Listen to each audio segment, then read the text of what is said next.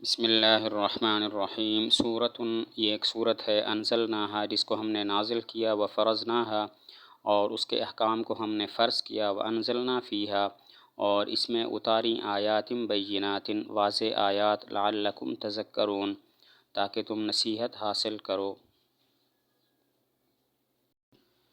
پچھلی سورۃ المؤمنون کے اندر بہت ساری خصوصیات بیان کی گئی تھیں۔ ان میں سے ایک اہم خصوصیت یہ تھی کہ اپنی شرمگاہوں کی حفاظت کریں، یعنی باعفت زندگی گزاریں۔ اس صورت میں باعفت زندگی گزارنے کے کچھ ضروری تقاضے بیان کیے گئے ہیں۔ چنانچہ صورت کے شروع ہی میں زنا کی شرعی سزا کو بیان کیا گیا۔ پچھلی صورت المؤمنون کی بہت ساری خصوصیات بیان کی گئی تھیں۔ ان میں سے ایک خصوصیت یہ تھی کہ باعفت زندگی گزاری جائے۔ اب اس صورت کے اندر باعفت زندگی گزارنے کے کچھ ضروری تقاضے بیان کیے گئے ہیں۔ چنانچہ زنا کی جو شرعی سزا ہے وہ صورت کے شروع ہی کے اندر بیان فرما دی گئی ہے۔ الزانیۃ والزانی، زنا کرنے والی عورت اور زنا کرنے والا مرد، فجلدوا کل واحد منہما، مارو ان دونوں میں سے ہر ایک کو، مئۃ جلدۃ، 100 کوڑے، ولا تأخذکم بہما اور تم کو نہ پکڑے ان دونوں کے بارے میں، رأفۃ ترس، فی دین اللہ اللہ کے دین کے معاملے میں، ان کنتم تؤمنون باللہ والیوم الآخر اگر تم ایمان لاتے ہو اللہ پر اور آخرت کے دن پر، ولیشہد عذابہما اور چاہیے کہ کھلی آنکھوں سے دیکھیں ان کی سزا کو، طائفۃ من المؤمنین مسلمانوں کا ایک گروہ۔ اس آیت میں زنا کی شرعی سزا کا بیان ہے کہ اگر یہ مرد اور عورت زنا کریں تو پھر ان میں سے ہر ایک کو 100 کوڑے مارے جائیں گے۔ تو یہ سزا ہے غیر شادی شدہ کے لیے، اور شادی شدہ کے لیے سزا یہ ہے کہ سنسار کیا جائے، رجم کیا جائے۔ اس آیت میں زنا کی شرعی سزا کو بیان کیا گیا کہ ان کو 100 کوڑے مارے جائیں، اور یہ سزا ہے غیر شادی شدہ کے لیے۔ شادی شدہ مرد اور عورت نے اگر یہ کام کیا تو اس کی سزا رجم یعنی سنسار کرنا ہے۔ الزانی لا ینکح، زنا کرنے والا مرد نکاح نہیں کرتا، الا زانیۃ او مشرکۃ مگر زنا کرنے والی عورت یا مشرک عورت سے، والزانیۃ اور زنا کرنے والی عورت، لا ینکحھا اس سے نکاح نہیں کرتا، الا زان او مشرک یا مگر زنا کرنے والا مرد یا مشرک مرد، وحرم ذالک اور یہ بات حرام کر دی گئی ہے، علی المؤمنین مؤمنین پر۔ اس آیت میں زنا کرنے والے مرد اور زنا کرنے والی عورت کی فطرت اور عادت بیان کی گئی ہے کہ جو شخص بدکاری کا عادی ہو، زنا کا عادی ہو، وہ پھر زنا کار عورت ہی کو پسند کرتا ہے نکاح کے لیے، اگرچہ وہ مشرکہ ہی کیوں نہ ہو۔ اسی طرح جو زنا کار عورت ہو، بدکار عورت ہو، اس کی عادت یہ ہے اور فطرت یہ بن جاتی ہے کہ وہ زنا کرنے والے مرد سے ہی شادی کرنا چاہتی ہے، اگرچہ وہ مشرک ہی کیوں نہ ہو۔ زناکار مرد اور عورت کی عادت اور فطرت بیان فرمائی کہ زنا کرنے والا مرد چاہتا ہے کہ وہ زنا کرنے والی عورت سے شادی کرے، اگرچہ وہ مشرکہ ہی کیوں نہ ہو، اور زنا کرنے والی عورت چاہتی ہے کہ وہ زنا کرنے والے مرد سے ہی شادی کرے، اگرچہ وہ مرد مشرک ہی کیوں نہ ہو۔ وحرم ذالک علی المؤمنین، اس کا مطلب یہ ہے کہ مسلمانوں کے لیے یہ بات حرام ہے کہ وہ زنا کرنے والے مرد یا زنا کرنے والی عورت کو اپنے لیے نکاح کے لیے پسند کریں۔ انہیں چاہیے کہ اپنا شریک زندگی ایسا منتخب کرے جو گناہوں سے پاک ہو، پاک دامن ہو اور زنا وغیرہ کا ارتکاب نہ کرتا ہو۔ وحرم ذالک علی المؤمنین، مسلمانوں پر یہ بات حرام کر دی گئی ہے کہ وہ اپنے لیے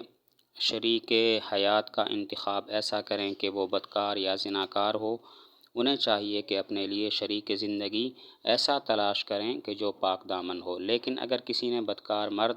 یا بدکار عورت سے نکاح کر لیا تو وہ نکاح باطل نہیں ہوگا،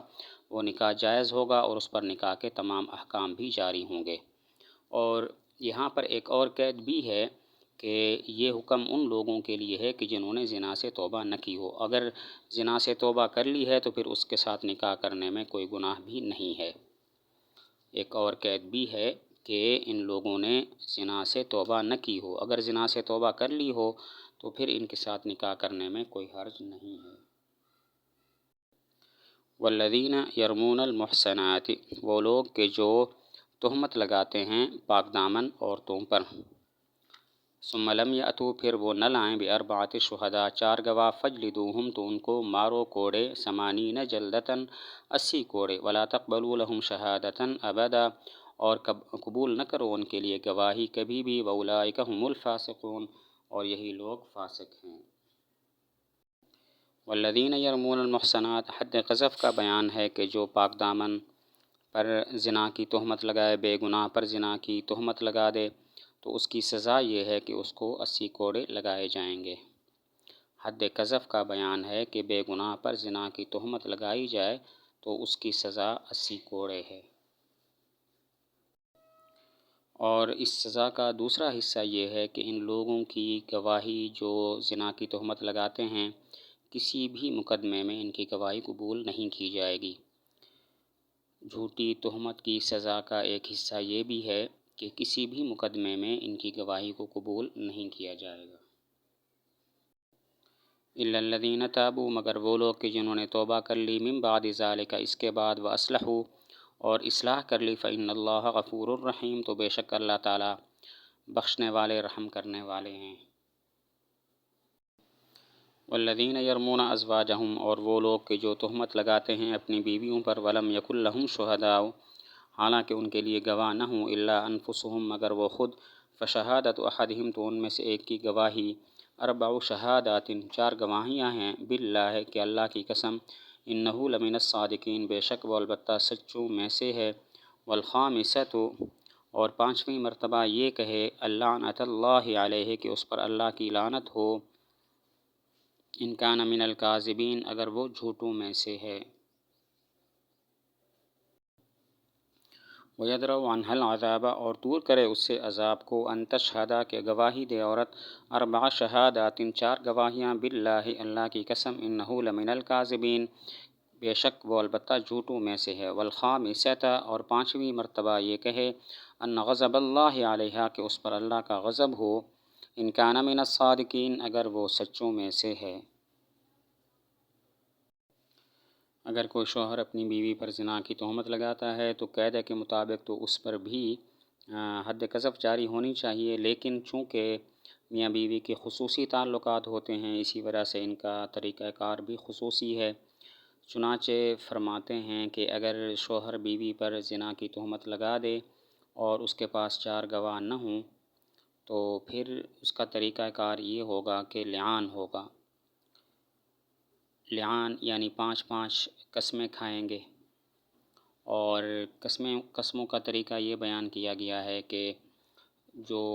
پہلے مرد ہے وہ قسم کھائے گا کہ اللہ کی قسم میں سچا ہوں، اور 5ویں مرتبہ یہ قسم کھائے گا کہ اللہ کی قسم، 5ویں مرتبہ یہ قسم کھائے گا اگر میں جھوٹا ہوں تو مجھ پر اللہ کی لعنت ہو۔ پھر بیوی کا نمبر آئے گا، وہ بھی اس طرح 4 مرتبہ قسم کھائے گی، اللہ کی قسم یہ میرا شوہر جھوٹا ہے، اور 5ویں مرتبہ یہ قسم کھائے گی کہ اگر یہ سچا ہے تو مجھ پر اللہ کا غضب ہو۔ اس کے بعد یہ ہوگا کہ قاضی ان کے درمیان تفریق کر دے گا، ان کے درمیان جدائی ہو جائے گی، نکاح فسخ ہو جائے گا۔ اگر بچہ ہوا ہے اور شوہر اسے نہیں مانتا کہ یہ میرا بچہ ہے تو وہ صرف ماں کی طرف منسوب ہوگا اور وہ ماں کا بچہ کہلائے گا۔ یہ ساری تفصیل اس وقت ہے جب یہ الزام نہیں مانتے۔ اگر شوہر کہتا ہے کہ میں نے جھوٹ بولا تو اس پر حد قذف جاری ہوگی، اور اگر بیوی اعتراف کرتی ہے کہ ہاں میں نے زنا کیا تو اس پر حد زنا جاری ہوگی۔ یہ ساری تفصیل اس وقت ہے کہ جب میاں بیوی اعتراف نہیں کرتے۔ اگر شوہر اعتراف کر لے کہ میں نے جھوٹا الزام لگایا تو اس پر حد قذف جاری ہوگی، اور اگر بیوی اعتراف کر لے کہ اس نے زنا کیا تو اس پر حد زنا جاری ہوگی۔ ولولا فضل اللہ علیکم ورحمتہ، اگر اللہ تعالیٰ کا تم پر فضل نہ ہوتا، ورحمتہ، اور اس کی رحمت نہ ہوتی، وان اللہ، اور یہ بات نہ ہوتی کہ اللہ تعالیٰ خوب توبہ قبول کرنے والے، حکیم، حکمت والے ہیں، تو اس کا مطلب یہ ہے کہ یہ شرط ہے اور اس کی جزا محذوف ہے، یعنی اگر اللہ تعالیٰ کا فضل اور رحمت نہ ہوتا، اللہ تعالیٰ توبہ قبول کرنے والے اور حکمت والے نہ ہوتے، تو خود سوچ لو پھر کیا تمہارا بنتا، تمہارا کیا انجام ہوتا۔ اس کی جزا محذوف ہے۔ اس آیت کا مطلب یہ ہے کہ اللہ تعالیٰ نے جو لعان کا طریقہ بیان فرمایا ہے وہ اللہ تعالیٰ کا خاص فضل ہے، ورنہ اگر یہ نہ ہوتا، لعان کا یہ طریقہ نہ ہوتا اور میاں بیوی میں بھی وہی ضابطہ ہوتا جو عام لوگوں میں ہے کہ شوہر اگر اپنی بیوی کو زنا میں مبتلا دیکھے تو اس وقت تک کوئی بات نہ کرے جب تک کہ 4 گواہ نہ لائے، تو اس وقت بڑی دشواری کا سامنا ہوتا۔